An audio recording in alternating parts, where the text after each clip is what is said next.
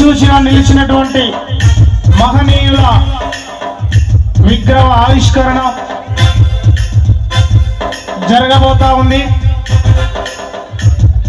కనుక ఆ మహనీయులకి గౌరవ వందనంగా అందరం లేచి నిలబడదామని చెప్పేసి మీ అందరికీ మరొకసారి గుర్తు చేస్తూ ఆ మహనీయులకి మనస్ఫూర్తిగా నివాళులు అర్పించే విధంగా జోహార్లు అర్పించే విధంగా అందరం లేచి నిలబడదామని చెప్పేసి బడుగులకు ప్రాణం అంబేద్కర్ భవితకు మార్గం అంబేద్కర్ అంబేద్కర్ జగజ్జననేత అంబేద్కర్ బడుగులకు ప్రాణం అంబేద్కర్ భవితకు మార్గం అంబేద్కర్.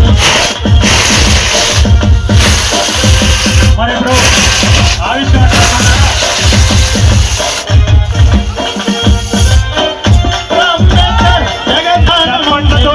భవితకు మార్గం అంబేద్కర్ మా బల్లో టీచర్ అంబేద్కర్ మా బతుకు ఫ్యూచర్ మా దారికి టార్చు అంబేద్కర్ భారతకు మార్చు అంబేద్కర్ జాగో రే జాగో అంబేద్కర్ జగజ్జననేత అంబేద్కర్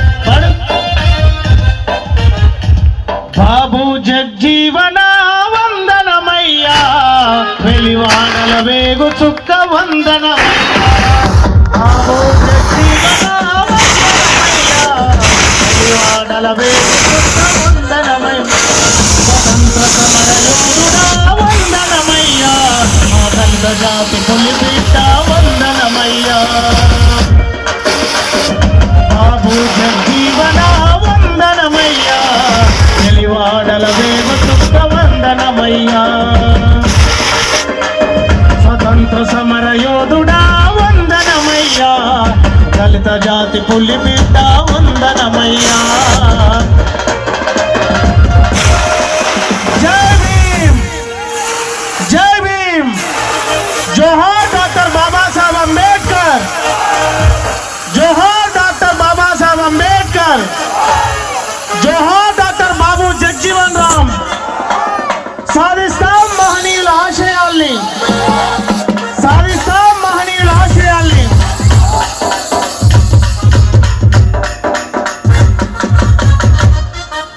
మానవాళికి జ్ఞానం నేర్పిన బుద్ధుడి బాటలో పయనిస్తాం ప్రజలందరి సుఖ శాంతులు కోరిన అశోకుడై పాలిస్తాం అశోకుడై పాలిస్తాం మానవాళికి జ్ఞానం నేర్పిన బుద్ధుడి బాటలో పయనిస్తాం ప్రజలందరి సుఖ శాంతులు కోరిన అశోకుడై పాలిస్తాం అశోకుడై పాలిస్తాం.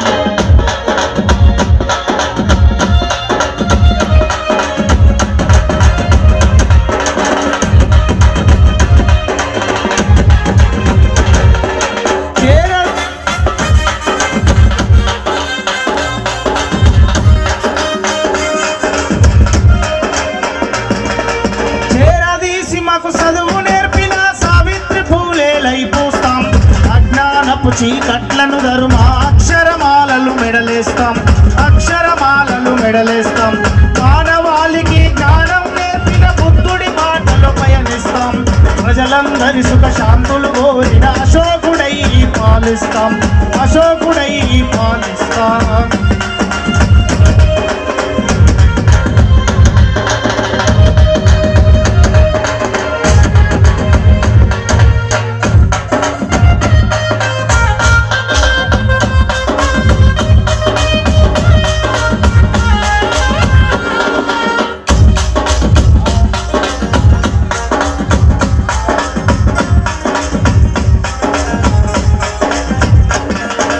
కులముల మతముల కుట్రలు తెలిపిన పెరియారులై ప్రశ్నిస్తాం బాబాసాహెబ్ అంబేద్కర్ జోహార్ డాక్టర్ బాబాసాహెబ్ అంబేద్కర్. సాధిస్తాం మహనీయుల ఆశయాల్ని సాధిస్తాం బహుజన రాజ్యాధికారాన్ని.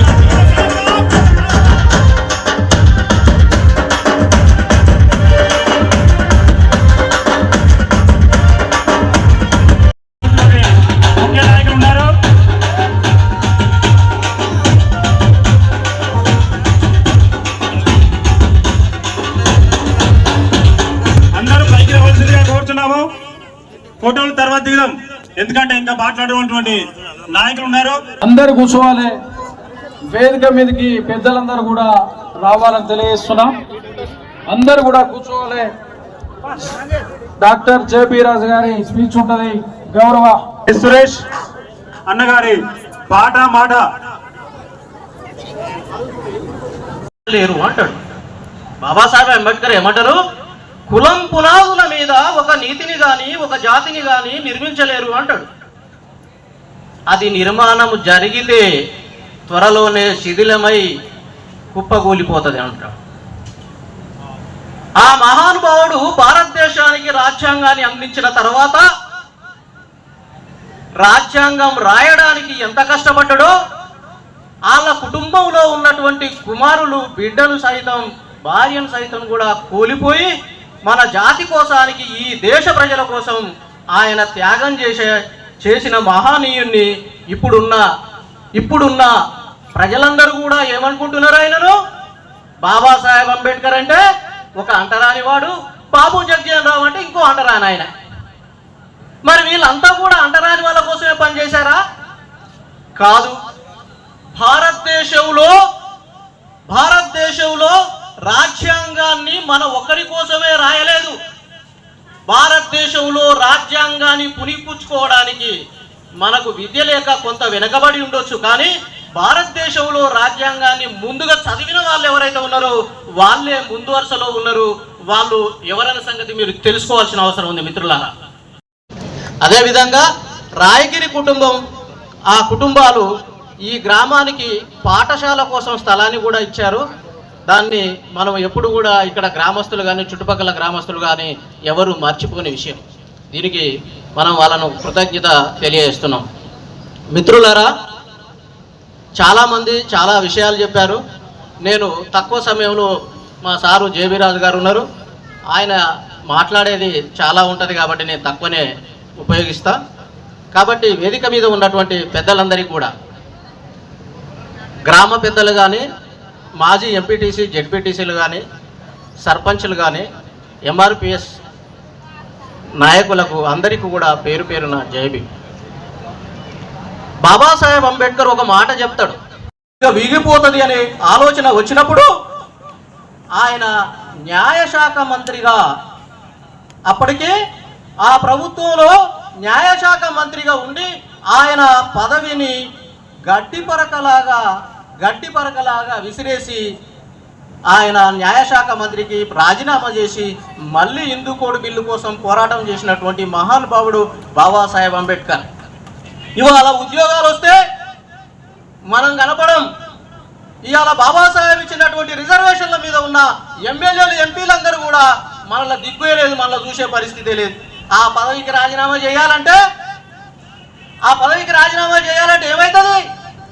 మళ్ళా నాకు ఆ దొర ఇస్తాడో ఇయ్యడో పదవి అనే ఆలోచనతోని వాళ్ళు మన కోసం చేయవలసినటువంటి పోరాటం ఏదైతే ఉన్నదో, మన సామాజిక వర్గాలకు ఎస్సీ ఎస్టీ బీసీలకు చేయవలసినటువంటి హక్కులు ఏవైతే ఉన్నాయో హక్కుల కోసం పోరాటం చేయవలసినటువంటి ఈ శాసనసభ్యులు కానీ పార్లమెంటు సభ్యులు కానీ ఎక్కడ కూడా వాళ్ళు ప్రశ్నించే పరిస్థితిలో లేరనే విషయం గమనించాలా మిత్రులారా.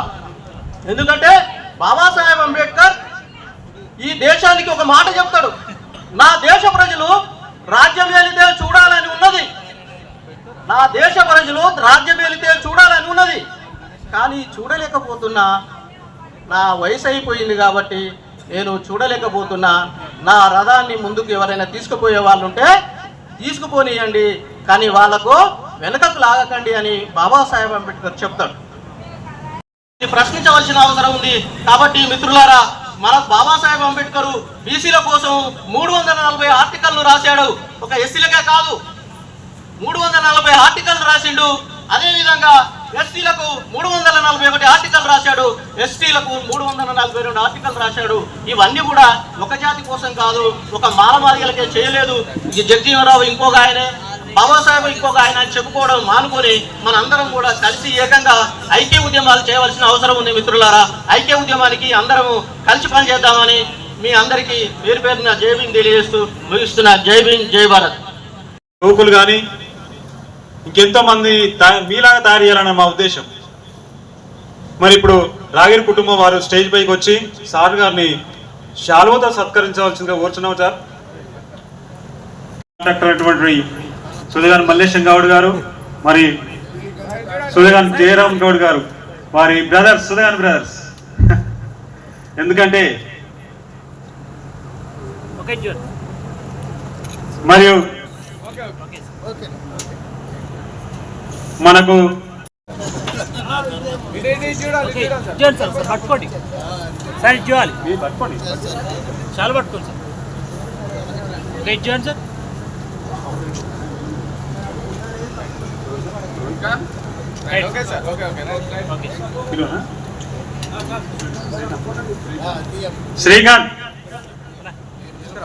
శ్రీకాంత్ ఎక్కడున్నా ఇక్కడ రావాలి.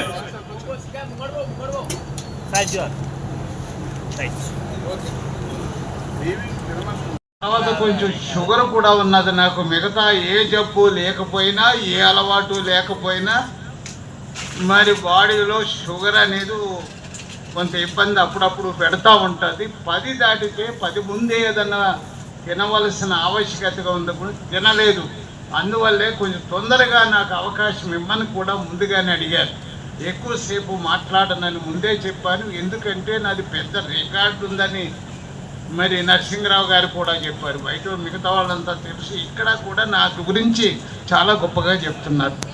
సో 14 గంటలు మాట్లాడిన వ్యక్తి నేను ఇక్కడ ఎన్ని గంటలు మాట్లాడాలన్నది ఒక పెద్ద సందిగ్ధం. నాకు ఎక్కువసేపు మాట్లాడే అవకాశం లేదు, మీరు వినేటటువంటి అవకాశం కూడా లేదు. కాబట్టి ముందుగా మరి ఏం చెప్పాలన్నది మిత్రులు బ్రహ్మాండంగా మాట్లాడారు.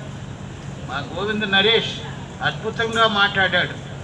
యువ నాయకత్వం ఇలాగ ఉండాలని నేను అనుకున్నప్పుడు మరి గోవిందరావు, మందాకృష్ణ గారు, నేను కలిసి అట్రాసిటీ యాక్ట్ ఏదైతే ఉన్నదో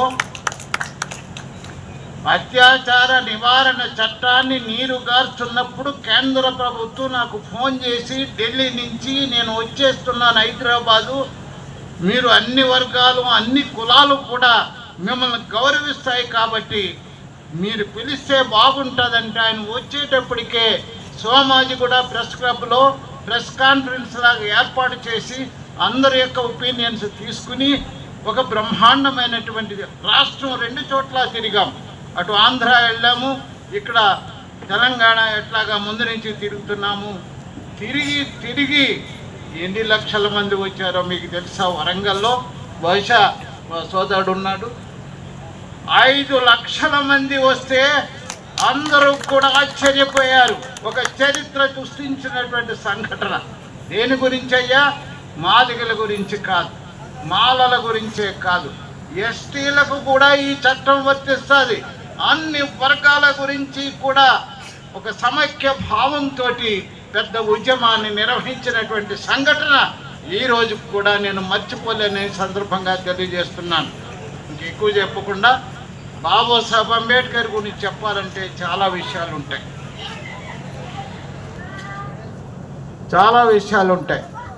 అయితే అంబేద్కర్ గారు చివరగా చెప్పిన మాటలు మాత్రమే చెప్తా. ఏమన్నాడు అంబేద్కర్ గారు? నా ప్రజల్లారా, మీరు బానిసలుగా ఉండడానికి వీల్లేదు, పాలితులుగా ఉండడానికి వీల్లేదు. ఈ దేశాన్ని పరిపాలించాలని చెప్పాడు. పాలితులుగా ఉండాలి అని ఏదైతే సందేశం ఇచ్చాడో, నా ప్రజలంటే ఆయన ఏమన్నాడంటే ఎస్సీ, ఎస్టీ, బీసీ, మైనారిటీ వర్గాలు 85% ఉన్నటువంటి ప్రజలకి భారతదేశంలో రాజ్యాధికారం లేకుండా పోయింది. కాబట్టి రాజ్యాధికారాన్ని సాధించడానికి నా ప్రజలంతా ఏకం కావాలి, రాజ్యాధికారాన్ని సాధించాలి, అప్పుడే నేను రచించిన రాజ్యాంగం అమల్లోకి వస్తుందని చెప్పాడు. ఆయన రచించిన రాజ్యాంగం పూర్తిగా ఈ రోజున అమల్లో లేదది. అది అమల్లో ఉంటే ఇందాక మిత్రులు మాట్లాడినట్లు ఒక బీసీ ముఖ్యమంత్రి అయ్యేవాడు, ఒక ఎస్టీ అయ్యేవాడు, లేదంటే ఒక మాల అయ్యేవాడు, ఒక మాదిగ అయ్యేవాడు. ఆ అవకాశం లేకుండా పోయింది. అందువల్ల అంబేద్కర్ ఆ ఉద్యమాన్ని నిర్మించమన్నాడు. మనం ఎక్కడ అధికారంలోకి వస్తామని ఈ రాజ్యాంగం ఉంటే వీళ్ళు అధికారంలోకి ఏదో ఒక రోజున వస్తారని రాజ్యాంగాన్ని మార్చివేయడానికి ప్రయత్నం చేస్తున్నటువంటి అక్కడ బీజేపీ ప్రభుత్వం ఏదైతే ఉందో ఒక ప్రకటన చేశారు. వాళ్ళు ఎవరయ్యా ప్రకటన చేసింది? బీజేపీ ఎంపీ కర్ణాటకలో ఉంటాడు, హెగడే అని పేపర్ల నిండా వచ్చింది. 400 సీట్లు ఇవ్వండి, ఎంపీ సీట్లు ఓటర్స్లారా, మేము రాజ్యాంగాన్ని మార్చేస్తామన్నాడు.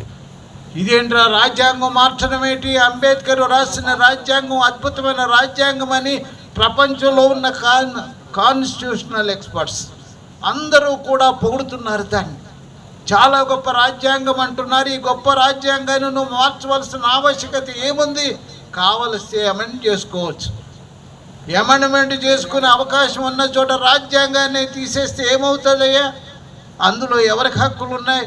ఎస్సీలకు ఉన్నాయి హక్కులు, ఎస్టీలకు ఉన్నాయి, బీసీలకు ఉన్నాయి, స్త్రీలకు ఉన్నాయి.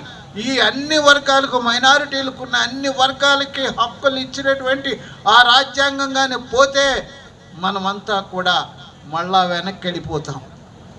ఉద్యోగాలు రావు, చదువు ఉండదు, ఇంజనీర్సు, డాక్టర్సు, ఎమ్మెల్యే, ఎంపీ అన్ని రంగాలలో కూడా ఈ రోజున మనం ఒక స్థానంలో ఉన్నాం.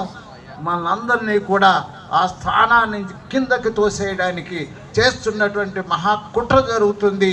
ఈ కుట్రను మనం గమనించి రాజ్యాంగాన్ని కాపాడుకోవాల్సిన ఆవశ్యకత ఉందని మొన్న మందాకృష్ణ గారు, నేను చౌదరిపల్లి అనే గ్రామం ఎబ్రహీంపట్నం దగ్గర ఉంటుంది, రంగారెడ్డి జిల్లా, మేమిద్దరం అక్కడ పార్టిసిపేట్ చేసినప్పుడు నేను చాలా సుదీర్ఘంగా, ఆయన సుదీర్ఘంగా మాట్లాడాడు. అన్నాను నేను, మీరు ఇంత అద్భుతమైన నాయకత్వం ఉంది మీ దగ్గర, ప్రజలందరినీ ఆకట్టుకునేటువంటి జ్ఞానం ఉన్నది. నేను కూడా ఏనాటి నుంచో 60 సంవత్సరాల నుంచి సుదీర్ఘంగా మొట్టమొదటిసారిగా మరి తెలంగాణ ప్రాంతంలో ముఖ్యంగా బాబాసాహెబ్ అంబేద్కర్ని గద్దరకు ఒక ఉద్యోగం ఇచ్చి, నేను చిన్ననాడే ఆయన 19 సంవత్సరాలు ఉన్నప్పుడే నా దగ్గరికి వస్తే, నేను ఒక ఆఫీసర్గా ఉన్నాను ఆల్ ఇండియా రేడియోలో, నేను ఒక ఉద్యోగం ఇచ్చి ఆయన తీసుకెళ్ళి ఒక బుర్రకథను నేనే తయారు చేసి, రాసినోళ్ళు లేరు ఆ రోజుల్లో, అంబేద్కర్ పేరు తెలీదు, బాబు జగజ్జీవన్ రామ్ గారి పేరు కూడా కొద్దిగా అక్కడక్కడ తెలిసి తప్పించి చాలామందికి తెలియనటువంటి మన నాయకులు మనకే తెలియకుండా చేసినటువంటి ఈ దుర్మార్గ సమాజం మనం అంతా చూస్తూనే ఉన్నాము.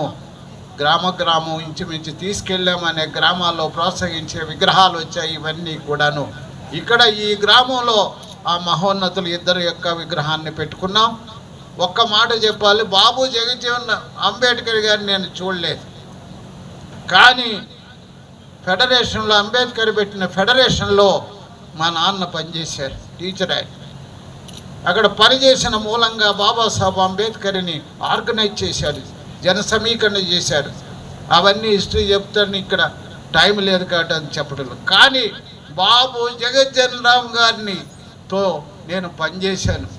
ఇది ఎంత అదృష్టం అంటే నా జీవితంలో బాబాసాహెబ్ ఎవరైతే మహోన్నత వ్యక్తులు ఇద్దరని మనం అనుకుంటున్నామో ఆ మహోన్నతమైన వ్యక్తుల్లో మరి బాబు జగజ్జీవన్ రామ్ గారితో నేను పనిచేశాను. పనిచేయడం ఎట్లా చేశానయ్యా? జనతా పార్టీలో మరి బాబు జగజ్జీవన్ రామ్ గారు జనతా పార్టీని అందరూ ఏకమైనప్పుడు కాంగ్రెస్ కానటువంటి పార్టీలన్నీ కూడా ఏకమై బాబు జగజ్జీవన్ రామ్ గారిని ప్రధానమంత్రిగా ప్రకటించారు. ఎమర్జెన్సీ తర్వాత 1977లో జరిగినటువంటి ఆ కార్యక్రమంలో ఎలక్షన్లో ఆయన డిక్లేర్ చేశారు. చేయగానే సదాలక్ష్మి గారు మరి బాబూజీ గారిని ఒక దేవుడిలాగా భావించే వ్యక్తి. ఆయన ఎక్కడ ఉంటే ఆమె అక్కడ ఉండేది, ఆయన ఏ పార్టీలో ఉంటే ఆమె అక్కడే ఉండేది. నాకు ఫోన్ చేసి, నాయన అప్పుడు చూసాం కదా పేపర్లోనూ, మనం ఒక క్యాంపెయిన్ కమిటీ, ఎలక్షన్ క్యాంపెయిన్ పెట్టి, దళిత్ ఎలక్షన్ క్యాంపెయిన్ కమిటీ అని ఒకటి చేద్దాము, నేను జనతా పార్టీలో ఉన్నాను, బాబుల్ రెడ్డి దాని అధ్యక్షుడు, జైపాల్ రెడ్డి గారు వీళ్ళంతా కూడా రాబోతున్నారు అని పింగళ వెంకటరామరెడ్డి హాల్ ఏదైతే ఉందో హైదరాబాద్లో, అక్కడ కొంత సమీకరణ చేయాలంటే నేను చాలా సమీకరణ చేశాను. ఒక 500 మంది కూడా మరి తెలంగాణ ప్రాంతం అన్ని దాని నుంచి వస్తే, ఆమె చైర్మన్గా, నిన్ను జనరల్ సెక్రటరీగా బాబు జగజ్జీవన్ రామ్ గారు క్యాంపెయిన్ మరి నెల్లూరు నుంచి విశాఖపట్నం వరకు జరిగింది. ఈ జరిగినటువంటి ఈ క్యాంపెయిన్లో నా బాధ్యత ఏమంటే 10 నిమిషాలు నాకు ఇచ్చేవారు ప్రతి మీటింగ్లో కూడా. 3 రోజుల కార్యక్రమం అది. 10 నిమిషాలు బాబు జగజ్జీవన్ రామ్ గారికి, జనతా పార్టీకి ఎందుకు ఓటేయాలి, లేక చరిత్రలో మనకు ఒక అవకాశం దొరికింది. బాబు జగజ్జీవన్ రామ్ మన దళిత వర్గానికి చెందిన వ్యక్తి ప్రధాని కాబోతున్నారు, మనమంతా కూడా ఆయనకే ఓటేయాలి, ఆ పార్టీకే ఓటేయాలని నేను చెప్పేవాడిని. రెండవది ఏమంటే ఆయన ఇంగ్లీష్లో మాట్లాడారు. ఎవరు వచ్చినా ఆంధ్ర ప్రాంతంలో ఇంగ్లీష్లోనే మన గవర్నర్లు పోయినా లేకపోతే రాజీవ్ గాంధీ అందరూ కూడా ఇంగ్లీష్లో మాట్లాడుతూ ఉంటారు. కాంశీరామ్ గారు కూడా ఇంగ్లీష్లోనే.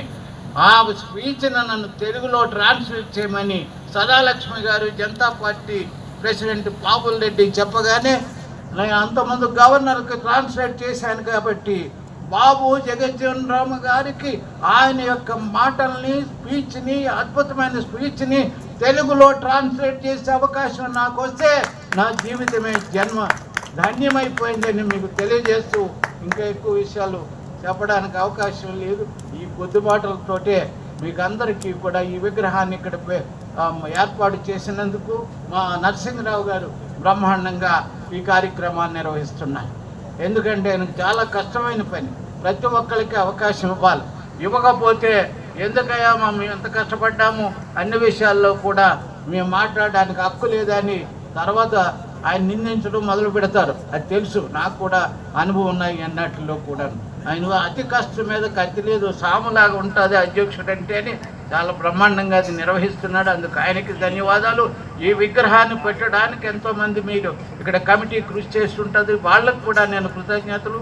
మూడవది ఏమంటే ఈ విగ్రహాన్ని డొనేట్ చేసినటువంటి కుటుంబాలు, రాయగిరి కుటుంబాలు అద్భుతమైనటువంటి గొప్ప వ్యక్తుల్ని ఇక్కడ విగ్రహం ఏదైతే ఉన్నదో ఇది ప్రపంచంలో అనేక చోట్ల బాబాసాహెబ్ అంబేద్కర్ ఉంది. నేను కొలంబియా యూనివర్సిటీ ఇంటర్నేషనల్ కన్వెన్షన్ జరిగింది, దళిత్ కన్వెన్షన్ మహాసభ, అక్కడికి నన్ను కూడా పిలిచినప్పుడు కొలంబియా యూనివర్సిటీ వెళ్ళి బాబాసాహెబ్ అంబేద్కర్ యొక్క విగ్రహం అక్కడ ఉంది యూనివర్సిటీలో, అక్కడే చదువుకున్నాడు బాబాసాహెబ్ అంబేద్కర్. వాషింగ్టన్ దగ్గర ఉంది, అక్కడికి వెళ్ళలేదు కానీ ఇక్కడ కాన్ఫరెన్స్కి వెళ్ళాను కాబట్టి అక్కడ బాబాసాహెబ్ అంబేద్కర్ యొక్క విగ్రహాన్ని. కెనడాలో ఉంది బాబాసాహెబ్ అంబేద్కర్, జపాన్లో ఉంది బాబాసాహెబ్ అంబేద్కర్ యొక్క విగ్రహం. ఎన్నో కంట్రీస్లో ఉన్నటువంటి అంబేద్కర్ యొక్క విగ్రహము ఇక్కడ ఉండడం అనేది మన గ్రామం యొక్క ధన్యతగా నేను భావిస్తున్నాను. ఆ ధన్యతను నన్ను పిలిచి ఆ మహనీయులకి కొన్ని మాటలన్నా నివాళులు అర్పించేటువంటి అవకాశం రేపు, ఎందుకంటే జయంతి జరుగుతుంది. నేను 3 కార్యక్రమాలు ఈ రోజున హాజరయ్యి దీనికి వచ్చాను. నిమ్స్లో జరిగింది, అక్కడ కూడా వెళ్ళాను, రోజు ముందు పెట్టారు మహనీయుల జయంతి. అలాగే మరి కాన్స్టిట్యూషన్ రాజ్యాంగ బుక్ ఒకటి రాశారు మల్లు రవి గారు ఎంపీ, అది ఇనాగరేషను లాంచింగ్.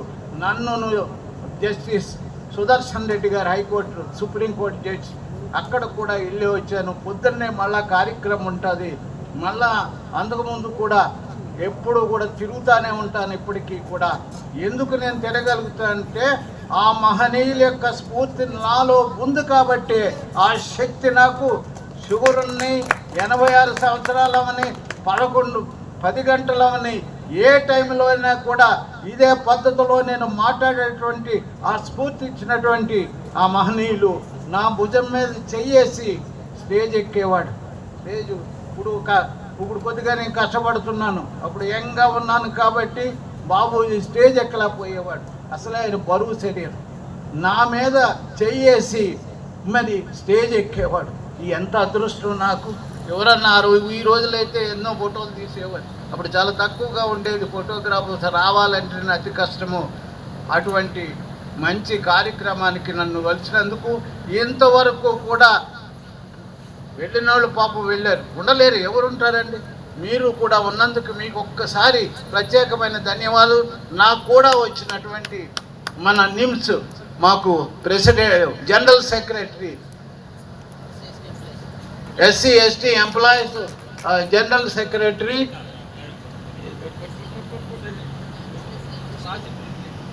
మాజీ అయిపోయారు సుశీల శేఖర్ గారు కదా, శేఖరే కదా, కరెక్ట్గానే మాట్లాడుతున్నారు. సుశీల గారమ్మ అక్కడ నిమ్స్లో ఆవిడ హెడ్ నర్సుగా ప్రమోషన్ రాబోతుంది.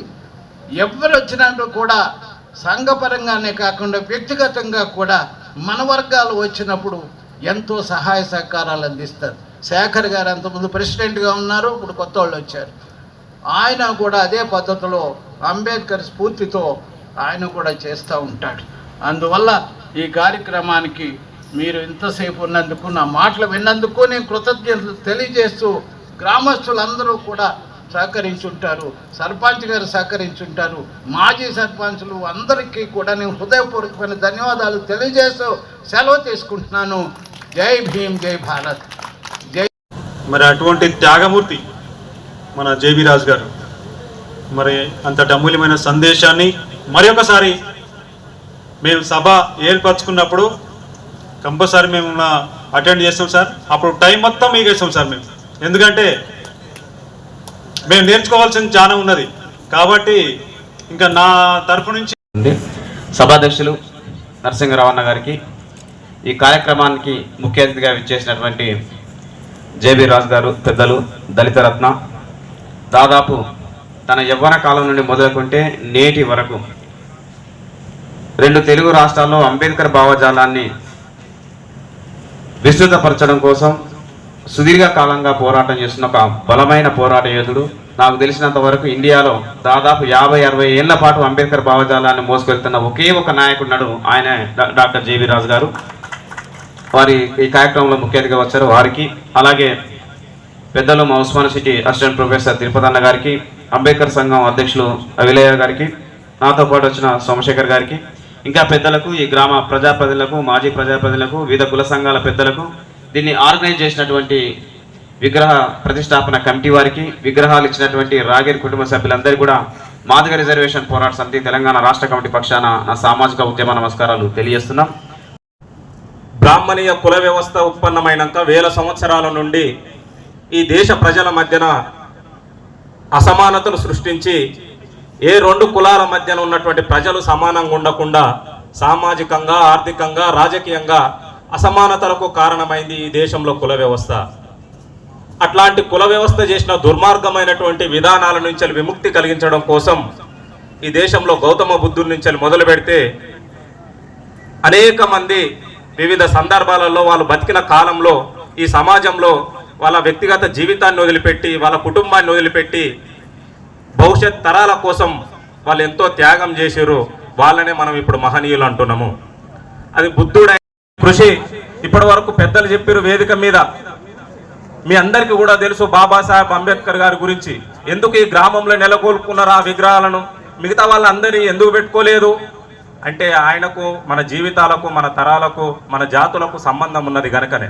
ఆయన స్ఫూర్తి మన పిల్లలకు అందాలనే ఉద్దేశంతో ఆ మహనీయుడు చేసినటువంటి కృషి అంత ఇంత కాదు. ఈ భూమండలం ఉన్నంత కాలం ఈ ప్రజల గుండెల్లో, ఈ జాతులలో ఎప్పటికీ ఉంటాడు. ఆయన భౌతికంగా లేకపోయినా కూడా డాక్టర్ బాబాసాహెబ్ అంబేద్కర్ గారు ఆ పేరు, ఆ నినాదము ఈ భూమండలం ఉన్నంత కాలం ఉంటుంది.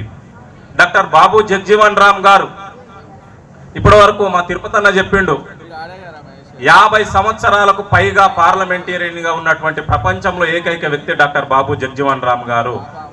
ఆయన పార్లమెంటేరియనే కాదు, 30 సంవత్సరాలకు పైగా క్యాబినెట్ మినిస్టర్ ఉండి అనేక శాఖలకు మంత్రిగా, కేంద్ర మంత్రిగా ఉండి సమర్థవంతంగా నిర్వహించినటువంటి వ్యక్తి డాక్టర్ బాబు జగ్జీవన్ రామ్ గారు.